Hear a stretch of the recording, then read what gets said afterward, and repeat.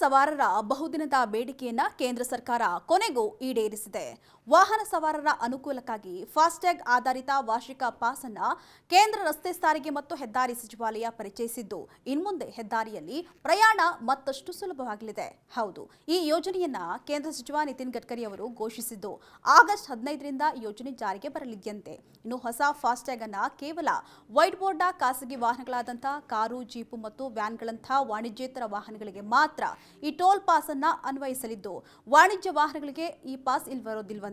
ಇನ್ನು ಈ ಪಾಸ್ನ ಶುಲ್ಕ 3,000 ರೂಪಾಯಿ ಇದ್ದು, ಆಗಸ್ಟ್ 15ರಿಂದ ಈ ಯೋಜನೆ ಜಾರಿಗೆ ಬರಲಿದೆ. ಇನ್ನು ಈ ಪಾಸ್ ಅನ್ನ ತೆಗೆದುಕೊಂಡಂತಹ ದಿನಾಂಕದಿಂದ 1 ವರ್ಷದವರೆಗೆ ಅಥವಾ 200 ಟ್ರಿಪ್ಗಳವರೆಗೆ ಈ ಪಾಸ್ ವ್ಯಾಲಿಡಿಟಿ ಇರುತ್ತೆ. ಇದು ಟೋಲ್ ಪ್ಲಾಜಾಗಳ ಬಳಿ ವಾಸಿಸುವಂತಹ ಜನರಿಗೂ ಕೂಡ ಇದು ತುಂಬಾ ಅನುಕೂಲವಾಗಲಿದ್ದಂತೆ. ಅದರಲ್ಲೂ 60 ಕಿಲೋಮೀಟರ್ ವ್ಯಾಪ್ತಿಯಲ್ಲಿ ವಾಸಿಸುವಂತಹ ಪ್ರಯಾಣಿಕರಿಗೆ ಟೋಲ್ ಸಮಸ್ಯೆಗಳನ್ನ ಕಡಿಮೆ ಮಾಡಲು ಈ ಯೋಜನೆ ಸಹಾಯ ಮಾಡಲಿದೆಯಂತೆ. ಈ ಫಾಸ್ಟ್ಯಾಗ್ ಅನ್ನ ರಾಜಮಾರ್ಗ ಯಾತ್ರಾ ಎಂಬಂತಹ ಮೊಬೈಲ್ ಅಪ್ಲಿಕೇಶನ್ ಮೂಲಕ ವಾರ್ಷಿಕ ಟೋಲ್ ಪಾಸ್ ಅನ್ನ ಪಡ್ಕೊಳ್ಳಬಹುದು. ಅದಲ್ಲದೆ ರಾಷ್ಟ್ರೀಯ ಹೆದ್ದಾರಿ ಪ್ರಾಧಿಕಾರದ ಅಧಿಕೃತ ವೆಬ್ಸೈಟ್ ಮತ್ತು ರಸ್ತೆ ಸಾರಿಗೆ ಮತ್ತು ಹೆದ್ದಾರಿ ಸಚಿವಾಲಯದ ವೆಬ್ಸೈಟ್ ನಲ್ಲೂ ಕೂಡ ಪಾಸ್ ಲಭ್ಯವಿರುತ್ತೆ. ಇನ್ನು ಈ ಟೋಲ್ ಪಾಸ್ ಅನ್ನ ಆಕ್ಟಿವೇಟ್ ಮಾಡಲು ಅಥವಾ ರಿನ್ಯೂವಲ್ ಮಾಡಲು ಪ್ರತ್ಯೇಕ ಲಿಂಕ್ ಸಹ ಇದೆ.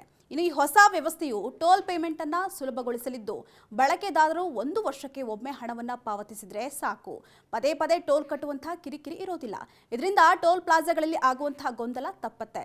ಇನ್ನು ವಾಹನಗಳು ಬೇಗನೆ ಚಲಿಸಲಿದ್ದು, ಟೋಲ್ ಪಾವತಿಗಾಗಿ ಕಾಯುವಂತಹ ಸಮಯವೂ ಕೂಡ ಕಡಿಮೆ ಆಗಲಿದೆಯಂತೆ.